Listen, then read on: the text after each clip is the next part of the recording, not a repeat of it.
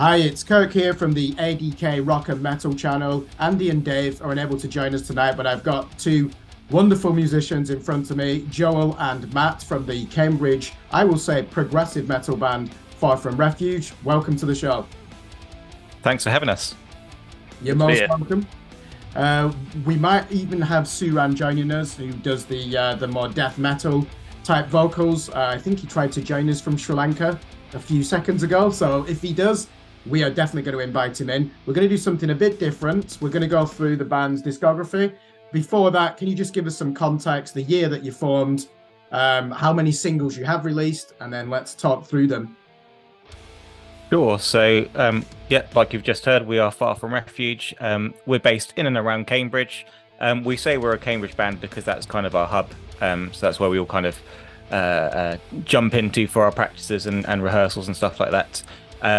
We formed, I want to say, in 2015. Is that right, Matt? It's around that time. I wasn't part of the band that time, I don't think, but yeah. Yes. Yeah, so it was around just a year before me. Yeah, we've gone through a few iterations since then, but that's when we kind of seriously started to think, oh yeah, let's do something, get some actual people together, do some shows, record some music.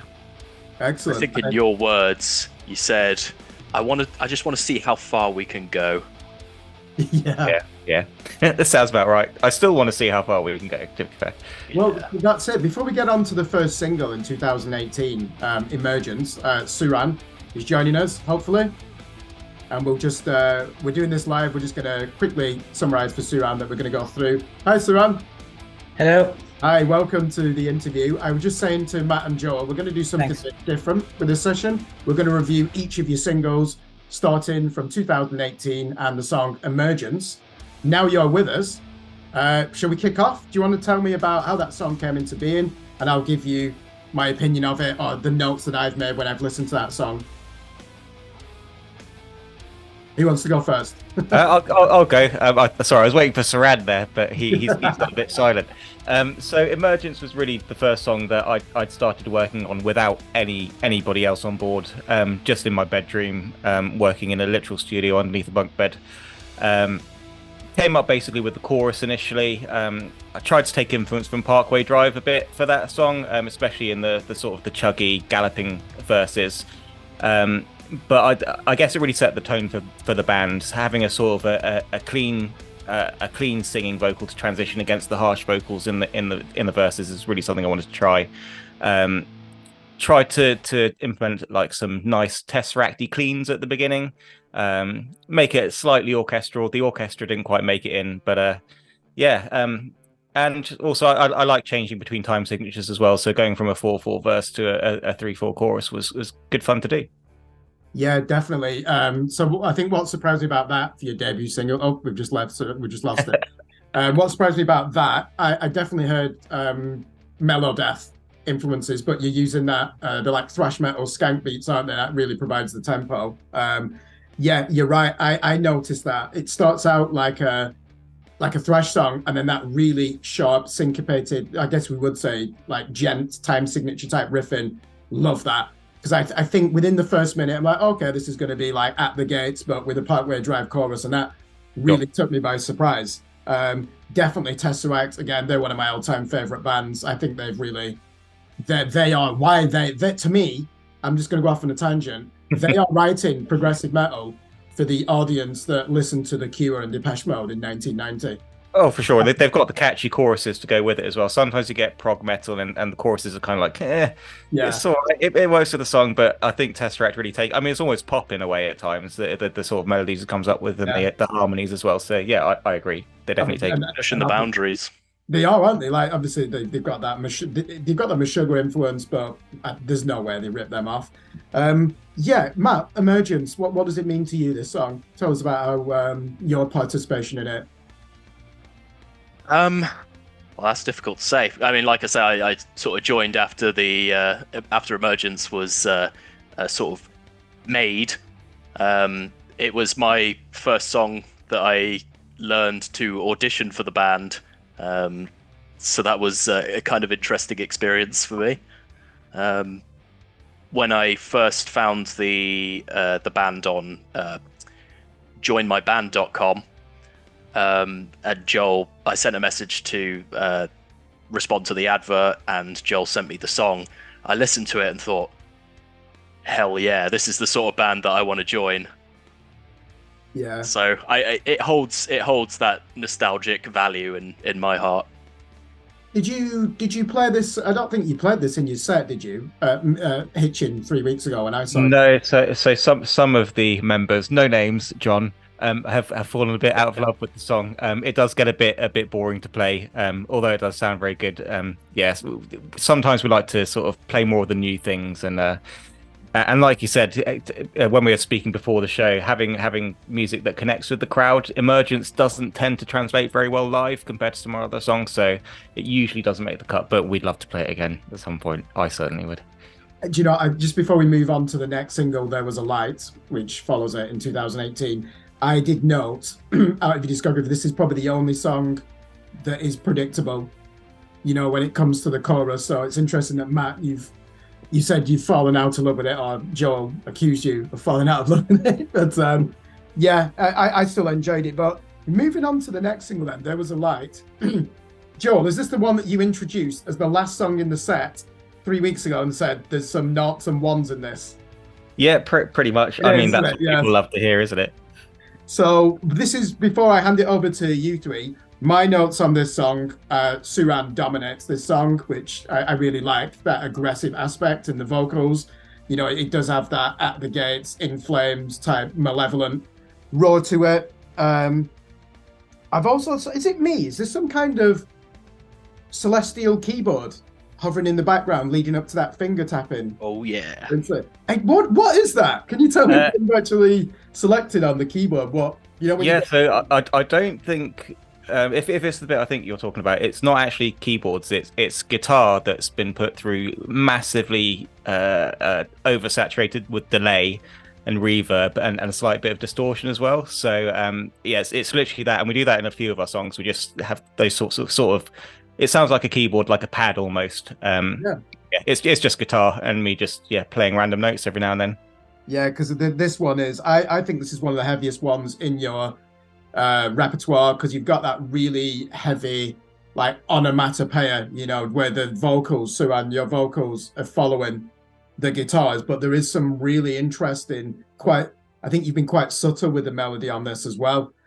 So did you write this one, Joe? Do you want to talk us through how this was probably the second one I wrote, actually. I took a lot of inspiration from a band called After the Burial for this. Yeah. There's one song in particular called Berserker, or in fact that whole album, Rare Form.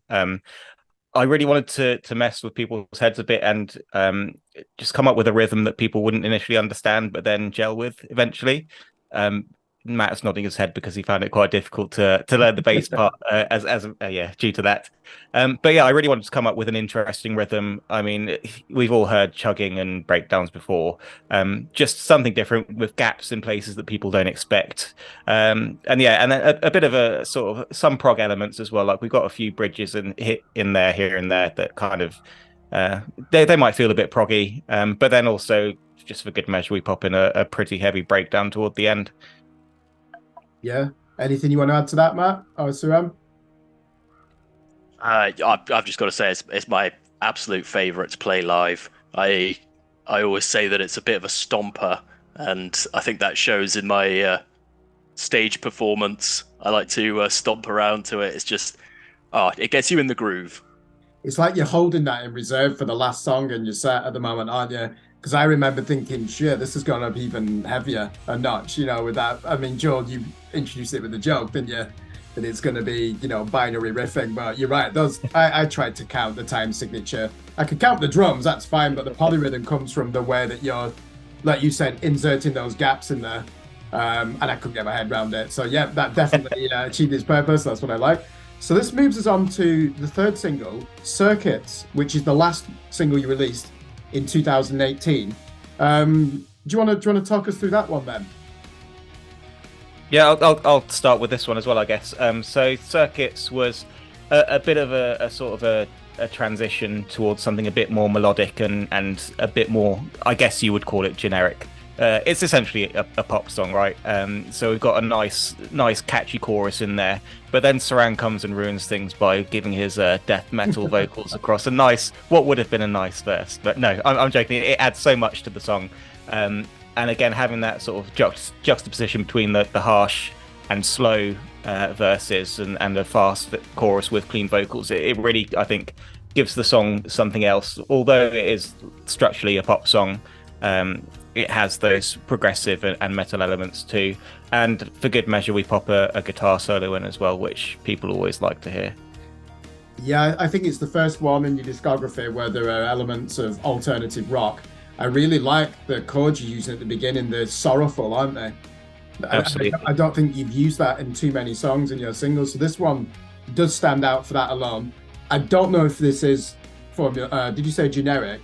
The structure isn't as pop as you think, in my opinion, because there's that element in there. I'm hearing Catatonia in there. You know the band Catatonia? Absolutely, yeah. I love them. Certainly comes through.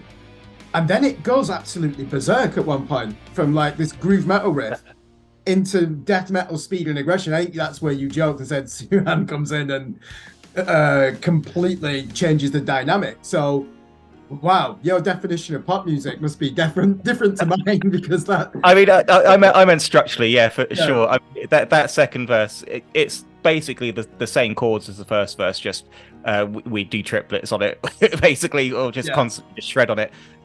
So yeah, I think that the reason I'd call it generic, if you listen to it in the context of the EP, it's definitely a slower one. It's definitely got, I would say, the catchiest, most singable chorus for the crowds. If you compare it to a different band, it reminds you of Dying in Your Arms by Trivium in the context of Ascendancy. When it comes to that, it's like, this is very different to the rest of the album. Why have they put that here? But again, people love that song. So yes, while I say it's generic, I mean just in its structure, really, really more than sort of its overall sound, I'd say. Yeah, did you play this at the gig that I watched you at 3 weeks ago? No, this is one that again we've played so many times and grown a little bit out of love with, and because it slows the set down a bit as well, and we wanted to keep that sort of high energy in, especially for metal to the masses. That type of crowd usually gels with the heavier stuff, the zeros and ones. Yeah, I mean, if it was prog metal to the masses, this would be fine, wouldn't it? I love that competition, by the way. This would be like next year. That sounds sick. Yeah. After this interview, we are going to form prog metal to the masses. We might win that one. Let's say. So we're going to move on to the fourth single, and you did a video for this. Am I right? The Architect, and it's your first single of 2019. First and only one, isn't it? Yes, I feel like this is the last one we did of the EP. I'll give you a quick word as to how this one started off, and then Matt can take over because he did a lot of work on this too. But the main riff is basically I wanted to be a bit like Avenged Sevenfold, and then get some Enter Shikari vibes, and I was like, okay, this kind of works. Get some synths and a nice little sort of a melody with the top string empty and lots of 8s and 7s I think on the second string. But yeah, Matt actually did the video for this, so I'll pass over to him. Yeah, that was an interesting time. So I had a camera. They had an idea of what they wanted to do. We didn't really have the money to pay for someone else to do it, so I thought, yeah, I'll give it a go. I think you and Saran, Joel, you found some abandoned warehouse somewhere, and we just sort of snuck onto the site, and with our little what's it called? A little power generator that we didn't use. That we didn't use because it was too loud, and we were scared that it would alert everyone that we're there. So yeah, we just had a fun day out, just filming a music video in a warehouse, and I eventually edited that one and put some effects on it. I was still quite new to video editing at that time, but skills have improved a bit since then. It was fun. Impressive video then, considering that you just learned on the cuff when you were doing it, and you had, like you said, minimal equipment. Clearly you don't have a key to an empty warehouse anywhere in the Cambridgeshire area, so there was an element of trespassing on property as well. Rock and roll. Joel, one observation I'll make, I think this is one of your best vocal performances, I do hear Daniel Tompkins in there as an influence, and yeah, I think that really comes across well. What I've put here is, this is why I don't. When I watched you live, I think because I've had a few drinks, I was like, oh, Killswitch Engage meets Out the Gates with prog metal. I actually don't hear much metalcore in your music. Now I've gone through your discography. And one of the reasons why is because, like Daniel Tompkins of Tesseract, I think when you're doing the so-called clean vocals, there's a real mature resonance to them. I don't feel like I'm listening to an emo band. Is this one of your favorite songs from a vocal point of view? Absolutely, yeah. It's really fun to play as well, because once you get to the chorus, you can kind of just chill on guitar. They're just big open chords, so I can really focus on putting on the energy on the vocal side of things. And you're right, yeah. I tend to steer away from being overly emo nowadays. I've been in a lot of bands that have been properly emo, so I've kind of got that out of my system a bit. But yeah, no, the Architect is super fun. Once you sort of you lock into the groove with the synths and the guitars, it's really cool. And yeah, I love big epic choruses. I almost wanted that to be a bit like an anthem. We don't have really many anthems. I think we're due a few of those, but yeah, I like making things that feel nice to sing, and I dream of other people singing along to as well. Yeah. So oh, sorry, go on, Suram. Sorry. So about that one, the Architect was actually the second kind of live action music video we put out. The first was Circuits, and I wanted to add this little tidbit here because we are going in chronological order. So Emergence was supposed to be the first part of a 3-part saga, the kind of extraterrestrial interloper story sort of. And Circuits was the second part of it. There would have been a third part, but which is now lost in the annals of history somewhere. Was it never finished, the third part then? Did you just abandon that as a concept? To have this trilogy of singles all following the same. I think I at the time I thought it was a bit too pretentious for us to be doing for our first EP, so I really ran away from that. Maybe when we're in our sort of 5th album that people actually buy, we'll revisit something like that. I admire the ambition of that, Suran. If I was in the band, I'd be like, yeah, we are doing that. What a statement that would have been. So do you know, there's a single called There Was a Light Reprise. Do you count that as an official single, as a sequel to your second single, There Was a Light? Not really. Every once in a while I get bored and make some stuff in my home studio and yeah, just have some fun. I thought it'd be fun to just completely make There Was a Light into something it isn't, which is a nice, chilled, almost romantic sounding song at times. Obviously not with the romantic lyrics, but so yeah, and I think the Reprise version definitely achieves that. So that was released as part of an EP we put on Bandcamp to raise money for the Refuge charity. Mm-hmm. So yeah, we've done a few of those where we wouldn't count them as real singles, but they're obviously fun to put out. It's content, right? You need to put out content constantly. Of course, yeah. And like you say, you're in the studio and you've probably learned something yourself, haven't you, about your songwriting or experimenting with things you've never done before. So that leads us on to what is definitely the next single, Kingdom 2020, 4 minutes long. I can definitely hear Periphery, Spencer Sotelo, and some of the vocal phrasing, Joe, and Tesseract. I put here impressive lead guitar phrasing. Have you sampled a female soprano harmony for an interview? Yeah, so we actually we worked with a band. Well, we played with a band called Edenvale a few times before, who are two fantastic singers, very operatic. I guess you'd liken them to Evanescence and can't think of any those Lightwish, those sorts of bands.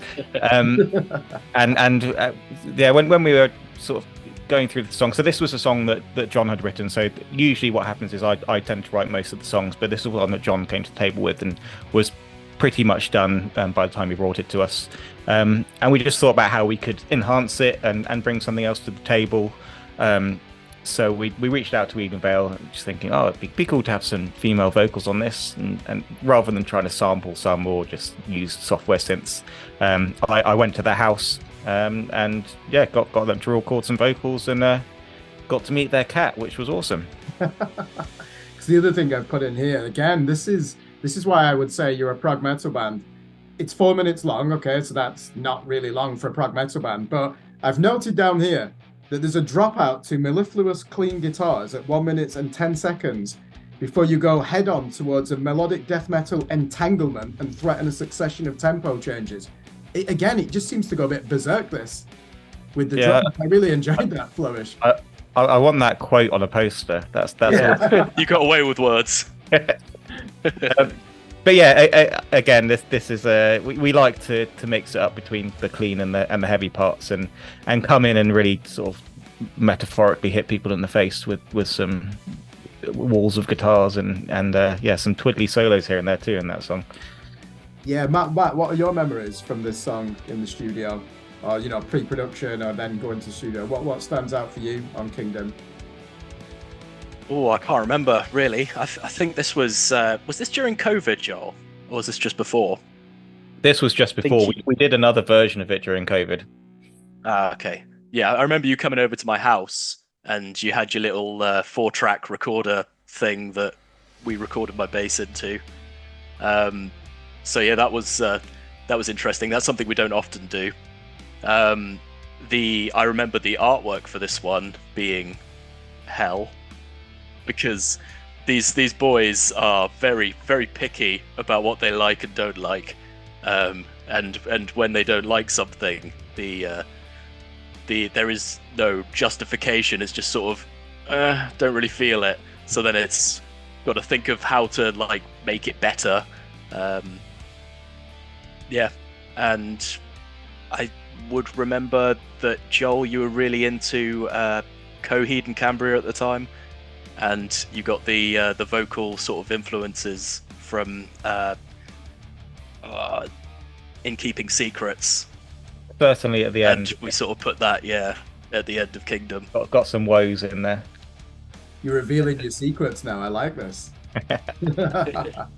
Kingdom. Yeah, it all comes out. Did you play? You played live, didn't you? When I saw you, was this in your live set? I think we played it last time we were at Metal to Masses. Not this time. This wasn't in it this time. Yeah, again, it suffers from the sort of slow build up and really bringing the tempo down a bit compared to some of our other songs. We've got a really good panning in the guitar at the intro, though. In each speaker, that exciting trade-off between guitars. But sorry, Saran, you were about to say something then. Yeah, I like to think of Kingdom as our one love song. Well, it's about kind of a lost love, in hindsight, kind of thing. But yeah, John's writing being quite a bit more melodic and kind of in that vein. It was a bit tricky to put lyrics to, but we got around it by putting emotions into it. Yeah. Again, this is a standout one for me in the discography of the 10 singles you've done. So the next one is Starseeker. Let me just count. So this is single number 7. I make this Starseeker 2020. Yeah. Is that right? Emergence, There Was a Light, Circuit, The Architect, Kingdom. No, number 6 we're on. Sorry, this is single number 6. Beings. Yes. Who wrote this one? So Starseeker was me as well. I'm trying to think how it came about. I think I was just chilling out on my guitar and wanted to come up with a bouncy little riff, which I think is evident in the main riff of that.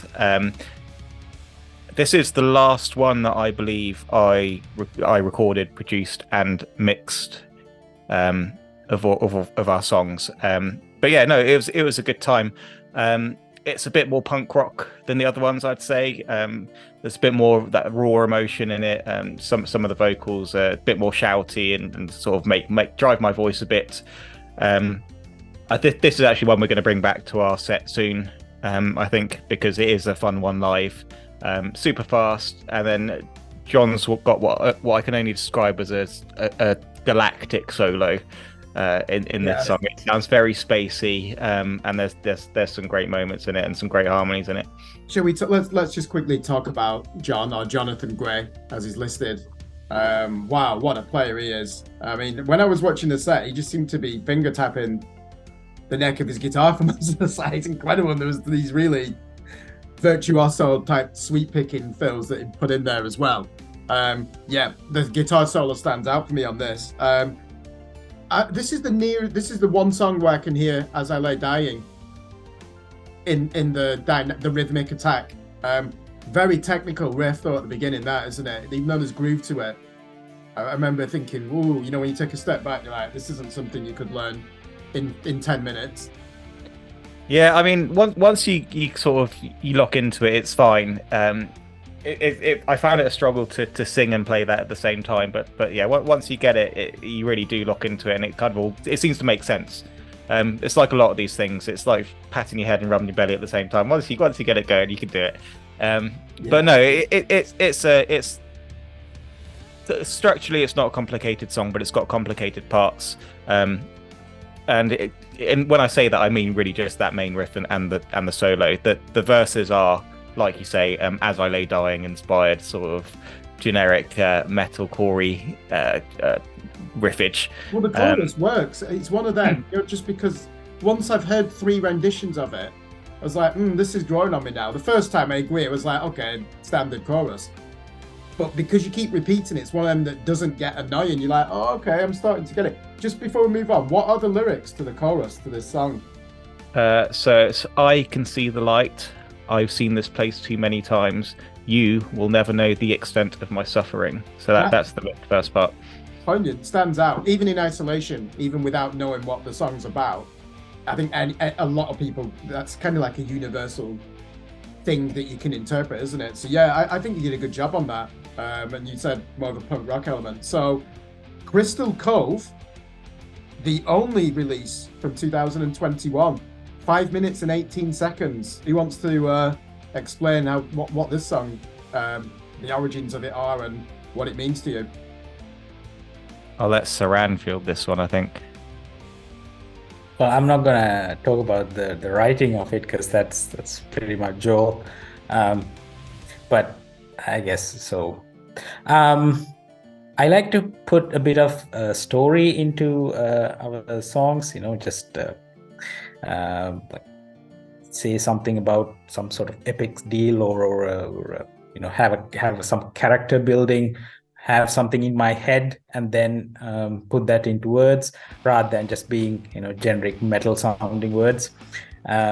Sometimes I get pushback on this because it's like, no, we just keep it simple, dude, you know. With Crystal Cove, there's a bit of anime influence in it as well, kind of, but this kind of being that has become sentient and doesn't know why it exists, where it's come from, and it's kind of just shouting out to its creator, like, why have you made me? What am I for? Why have you, abandoned me? That sort of thing. So it's kind of a lot of raw emotion in there when I sing it, I find. Yeah, one lyric stands out for me, Save Me From Darkness. That really stood out when I was listening to it. Fantastic. Again, this is one out of your 10 singles, this is in the top 3 for me. Saran, I can tell you wrote this because it's really aggressive and it's got your voice all over it. And I love that, I really do. Yeah, razor sharp aggression, the double kick drums. You played this live, didn't you, when I saw you? I'm sure. I don't think we did it this time either. No. I think it might have been a previous time. Because your drummer is absolutely on fire here. And did you not? So you've handed over to an outside producer at this stage, have you, with Crystal Cove? Yeah, we did. We kind of wanted to have a bit more of a polished sound for this single. I mean, there's only so much that I could do in a home studio with tiny speakers. I like to think I got pretty good results on the songs that you mentioned before, but this, I think, production-wise, this kind of stands a class above, especially, like you say, the drums. Yeah. That's what really makes this song, in my opinion. Everything else is secondary. Yeah, it's a really fun song with some parts that just they sound complicated, but they really work well together. There's some odd time signatures that throw everyone off, including the band members. But yeah, I don't know if you if you've got a sort of an inkling as to what the song title means, or whether you had any thoughts about that. It'd be an interesting one to hear. Me? You want me to? Yeah, Okay, yeah. Crystal Cove. Two words that don't stand out for me. Okay. Crystal Cove. Go on, I'll give you a clue. It's a reference to a really old TV show, cartoon show that used to be on Cartoon Network quite a lot. A Hanna-Barbera one, I believe. Oh, okay. Well, I mean, I was thinking the Crystal Maze, but that was Okay. No, that's cool. Blackpool. That's got a pretty sick theme tune, to be fair. No, Crystal Cove is the town where basically the gang of Scooby-Doo live. So right. that's how. So when I write songs, I try and come up with a name for them. Usually it changes. In this case, it didn't. So yeah, that's your reference. That is one for the fans. Yeah, there you go. I like that. I'd just like to add that during the music video filming for this one, I don't think any of us knew the song that well, but playing through the video like 20, 30 times over to get all those different shots, now we can't forget it. It's so ingrained into our being that like we just learned a really difficult song on that one day. It's like getting something branded onto you, isn't it? Yeah. So we've got three more singles to get through, and the next one, the first one from last year, is called Neon Sleeper. Piano and acoustic picking at the start gives way to a digital maelstrom of finger tapping guitar patterns and slamming drums. That's how I describe the intro. What does this song mean to you? How did it come about? I'll start off with this one again. At the time of writing this, I was pretty obsessed with synthwave. So I really wanted to get some of those sort of nice pads and plucky synths into the song. So that's literally what the verses are. I also felt like it'd be a good time to try and showcase some of my vocal skills. So I like to show off a bit in this song, and I think that worked out quite well. The choruses went through about 10 iterations. They had orchestras at some point, random synths. Loads of different stuff until we settled on the overlapping vocal themes. But yeah, again, similar to Circuits in that we tried to make it a bit catchier and appeal to a wider range of people. Yeah, Lonely Dreamers.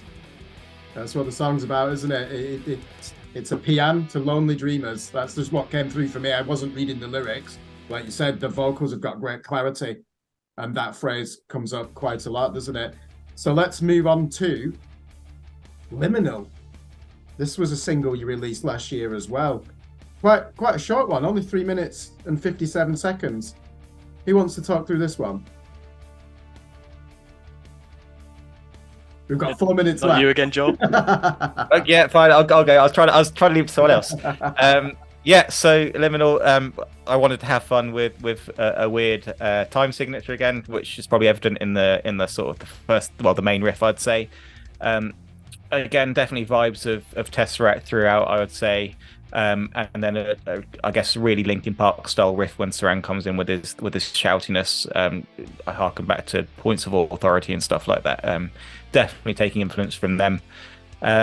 But yeah, again, 3 minutes. I have a habit of writing songs that are too long, and sometimes you just need to know when to cut them short. And we could have extended Liminal for sure another 3 minutes, but it felt like it was short and sweet. Hits you in all the right spots. Usually don't like doing songs with a fade out, but yeah, live we end it nicely, and it works out quite well. Yeah, do you know I've put here? There are some really aggressive moments of death metal in here. Let's be clear about that. But yeah, Tesseract, that almost that element of space that you get in their songs. But I've put the contrast and juxtaposition between melodic and the macabre is impressive. Yet I feel like I'm floating in space throughout, even in the most aggressive elements. I think that's what's magical about this song. Yeah, I think there's a lot of space in it, isn't there? It's got room to breathe compared to some of the songs that are structurally quite close together. Yeah, and then we've got 2 minutes and 40 seconds, and we're going to talk about the current single, Satellite, which came out in January this year, 2023. Yeah, sounds about right. Who wants to do the honors on this one? Go on, Matt. Okay. Satellite. So yeah, when we got this one, well, Joel wrote this one, and to be honest, I liked it. I didn't think it was, anything too special, given like the previous records that we have are sort of more technical. This one seemed a bit basic for my tastes, but it wasn't bad. And then as soon as we got it back from the mix, like the entire thing changed. The entire song was just how does this sound so good?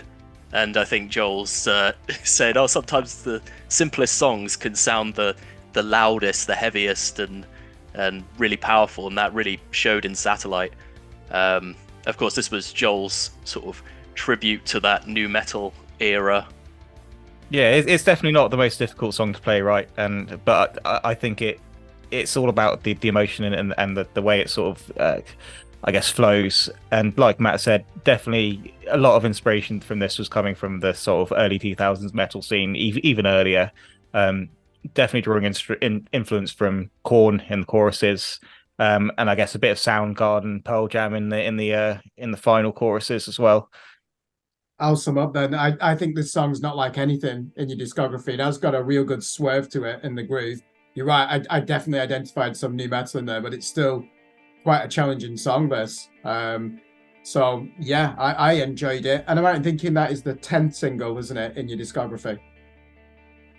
I'm going to count it one more time. I've not been counting. We're not counted. That is the 10th single, so I'm going to wrap it up there. So we've got actually 11 because there was Beings that. That was on the EP. That was track number 5 on the 2000. Yeah, that wasn't technically a single, Saran. It doesn't count. All right. The one non-single in your collection. So pretty much, yeah. Thank you. 5 from Refuge. We've gone through the singles discography. Hopefully in 5 years' time, we'll be doing this again with a couple of albums in there. Sounds Absolute good. pleasure. And I will definitely be watching you at your next show. Excellent. Thanks so much for taking the time. You're welcome.